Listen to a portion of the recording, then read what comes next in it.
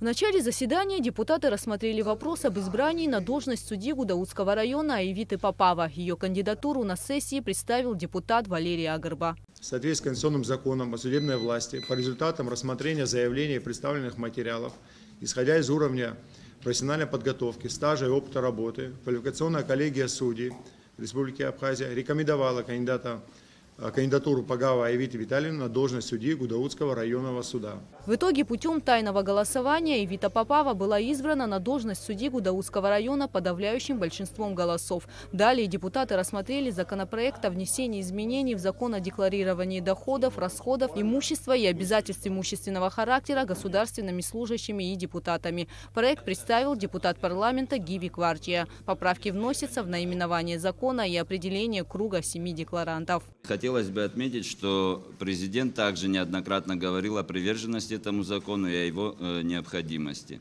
Поправка вносится в наименование закона и предлагается изложить в следующей редакции. Закон Республики Абхазия о декларировании доходов, расходов, имущества и обязательств имущественного характера государственными служащими, должностными лицами и депутатами. То есть вносится понятие «должностные лица». Также пункт 4 части 2 статьи 2 изложить в следующей редакции. Но я ее не буду зачитывать. Это определение должностного лица, взятое из Кодекса об административных нарушениях, которое используется в разных законах. Это определение. Единственное, что сюда добавлено, это определение для сотрудников контрольной палаты, то есть одна фраза. Также следующая поправка – это определение круга членов семьи декларанта. Пункт 8 статьи 2 изложить в следующей редакции. Член семьи декларанта – супруг, супруга, несовершеннолетние дети, родители декларанта. Совершеннолетние дети – родные братья и сестры, находящиеся на иждивении декларанта. Ну, иждивение отражено у нас в семейном и в гражданском кодексе определения иждивента. Также в части 1 статьи 6 после слов «кандидат в президенты» дополнить словами «и кандидат в вице-президенты». Это была такая в предыдущем законе, на мой взгляд, техническая неточность. И самая, наверное, важная часть изменения в статье 16.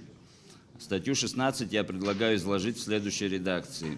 Настоящий закон вступает в силу с 3 апреля 2021 года. Представитель президента в парламенте Саида Бутба подчеркнула важность создания действенного механизма, который позволит декларировать доходы, расходы и имущество госслужащих. Вместе с тем, по словам Саиды Бутба, в законопроекте есть некоторые противоречия, на которые важно обратить внимание. Первый момент касательно, законопроектом предлагается внести изменения в наименование в текст законопроекта, уточняя, что он распространяется также на должностных лиц. При этом хотела бы обратить внимание, что и действующий закон, который у нас сейчас есть, он и так распространяется на должностных лиц и определяет понятие, кто такие должностные лица. Кроме того, понимая, что госслужащие, все госслужащие в той редакции, в том дефиниции, которая здесь определена, они также являются должностными лицами, поэтому разделять эти две категории, госслужащие и должностные лица, не представляется возможным, чтобы как-то их отдельно выделить. Кроме того, хотела бы обратить внимание, вот Батал Эдуардович об этом частично сказал, относительно того, что в отсутствии нашего закона о госслужбе, главное, на что будет обращено внимание правоприменительное, к определению понятия, кто же такие должностные лица, на которые этот закон распространяется. И в этом определении, которое изложено в новой редакции, в сравнении с действующим законом, есть некие внутренние противоречия, которые не позволяют определить, на какие конкретно круг лиц, кто является, собственно, должностными лицами. При этом то определение, которое в кодексе, вот Гиви Анатольевич сказал об этом, оно не полностью воспроизводит кодекс об административных правонарушениях. У нас и в Уголовном кодексе, и в иных других законах есть понятие должностных лиц. А законопроект предусматривает, также момент вступления его в силу. Мы все четко понимаем, что у нас уже был принят когда-то закон о внесении закона о декларировании, который ввиду того, что он вступил в силу, а тот закон, в который вносилось изменение, он не вступил в силу, так и осталось вопрос с правовой силой этого закона, который вносил изменения. Хотела бы обратить внимание, что этот закон вносит изменения в закон главный закон, как бы я буду называть его таким образом, и определяет иной срок вступления его в силу. Определяет его 3 апреля этого года. Но при этом этот закон, который значит, мы сейчас принимаем, где это написано, что он вступает в силу с момента принятия закона о декларировании. И возникает права неопределенность, с какого момента этот закон, который устанавливает, что закон вступает в силу с 3 апреля, когда же он вступает в силу, в этой части это большая юридическая в этом смысле проблема, которая на стадии правоприменения может вызвать определенные вопросы. Значит, этот закон о внесении изменений в закон о декларировании сужает перечень лиц, на которые распространяется декларирование. И кроме того, у нас нет критериев для отнесения лиц к лицам, находящимся на иждивении, что тоже возникнет ряд проблем на стадию реализации. При этом, понимая, что нам закон о декларировании как механизм, который обеспечивает противодействие коррупции, нужен, хотела бы, чтобы вы, может быть, обсудили эти вопросы, чтобы мы понимали, что эти противоречия, которые в нем есть, не позволят до конца реализовать те цели и задачи, которые перед ним стоят. Для работы этого закона необходимо принять закон о государственной службе, считает депутат Батал Тапагуа. Мы не можем принимать и не должны принимать законопроекты, которые не будут работать. Тут стоит у нас вопрос. Если ты голосуешь за это, я закончу свои мысли. Я внимательно тебя слушал. Слушай теперь меня внимательно. Если ты голосуешь за... Я никого не обвиняю, я говорю свою мысль. Я выражаю свою мысль. Если ты голосуешь за этот закон, значит ты против коррупции. Если не голосуешь, ты чуть ли, как говорится, не за это. Эта постановка такая на улице и везде. И поэтому это не дает нам возможности, значит, в тот раз тоже мы хотели внести эти изменения, которые сейчас Гиви внес. Тогда нам не дали внести это. Значит, послушай, дай слушай спокойно. Значит, внесли сейчас, я ничего против не имею. Правильно сделали, что внесли, я этот вопрос поддержу. Но мы с вами тогда сказали, слушайте, давайте примем закон о государственной службе. И чтобы это нормально вступил. Если у нас задача стоит провякать, проголосовать, и оно не будет работать, нет вопросов. Все, как говорится, проголосуем, оно ничего не будет работать. Но мы должны подходить к этому. Что у нас, амнезия, что ли? Мы тот раз принимали и написали, после принятия закона о госслужбе, оно должно быть вступить. Более того, я, например, говорил, что даже после принятия закона о госслужбе полностью этот закон не будет работать, пока декларацию о доходах не сдает все население. Некоторые депутаты высказались в поддержку данного законопроекта. Я прошу вас поддержать инициатора Гиви Анатольевича Кварчия, принять этот закон в окончательном чтении.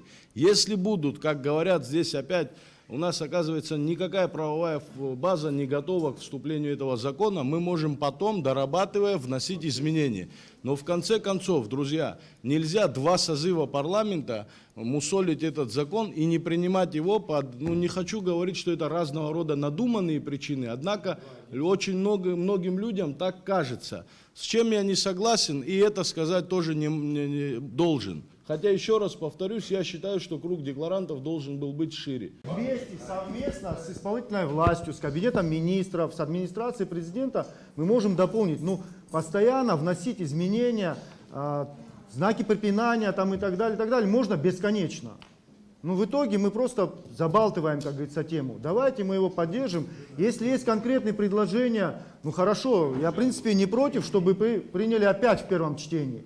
Но если есть конкретные предложения, давайте тогда сейчас их выскажем и внесем, и тогда уже в окончательном чтении тоже можем принять. Это, я думаю, тоже такое компромиссное тоже решение. Но оставлять его, против него голосовать, я считаю, что это кардинально неверно, это будет совершенно неправильно. Вот моя позиция, спасибо. В итоге народные избранники проголосовали за антикоррупционный закон в первом чтении. Депутат Гиви Кварчия предложил проголосовать за проекты во втором окончательном чтении. Но это предложение не прошло. Далее парламентарии рассмотрели законопроект о внесении изменений в Кодекс Республики Абхазия об административных правонарушениях. Как известно, изменения связаны с предложениями президента об ужесточении мер в отношении майнинга криптовалют. Как сказал депутат парламента Илья Гуния, принять данный законопроект можно только в том случае, если деятельность по добыче криптовалют будет полностью запрещена.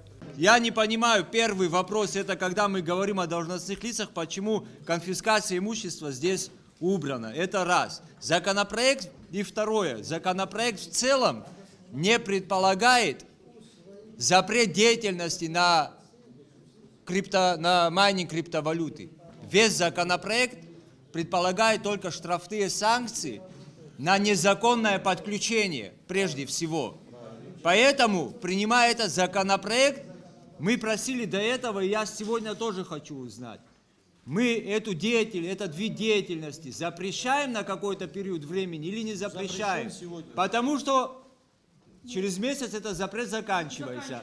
Получается по этому законопроекту, который мы принимаем сегодня, что по усмотрению можно будет кому-то майнить, заниматься майнингом криптовалюты, а кому-то нельзя будет заниматься майнингом криптовалюты. И тогда возникает вопрос, по какому принципу будет разрешаться или не разрешаться. Если мы в данный момент не рассмотрим, мы можем рассмотреть, принять любое решение, такое, неважно. Его отправляли на комитет, обсуждали, внесли изменения, все, что можно было, согласовали. Ну, сейчас, если его торпедировать, не принимать, ну, это дело хозяйское, кто как голосует, пускай голосует, вопрос не в этом. Но здесь, например, четкая ситуация тоже, как бы мы за то, чтобы как бы незаконно работали майнинги или нет. Получается, если мы за то, чтобы майнинги незаконно работали и не дать возможности их ликвидации с точки зрения закона, как положено, и наказывать, тогда мы не голосуем. Мы не даем рычагов конкретных и наказывать людей, которые вне закона это делают. Так что вопросов никаких нет. Каждый голосует, как он считает нужным. По словам депутата парламента Гарри Кокая, законопроект об административных правонарушениях напрямую связан с антикоррупционным законом. И без вступления в силу одного другой не будет работать. Поэтому он призвал не голосовать за данный законопроект. Я вообще призываю коллег не голосовать за эти оба законопроекта. Спасибо большое. Не голосовать, да. Хотя бы посидеть, посмотреть, как бы, да. Это не мой проект, это был проект, который нужен нашему государству. Борьба с коррупцией, это... А теперь я понимаю, что здесь никто бороться ни с чем не хочет, а хочет участвовать в коррупции все вместе, да. И что мы здесь принимаем, это популизм, да, вот это популизм выходит, а не то, что говорили вы. Популизм именно вот это, да. За данный законопроект депутаты так и не проголосовали. На повестке дня было всего 7 вопросов, однако рассмотреть удалось только 3. Заседание сессии парламента продолжится в понедельник. Гугуса Вардания, Эльдар Дамиров, Алексей Баструков, Абхазское телевидение.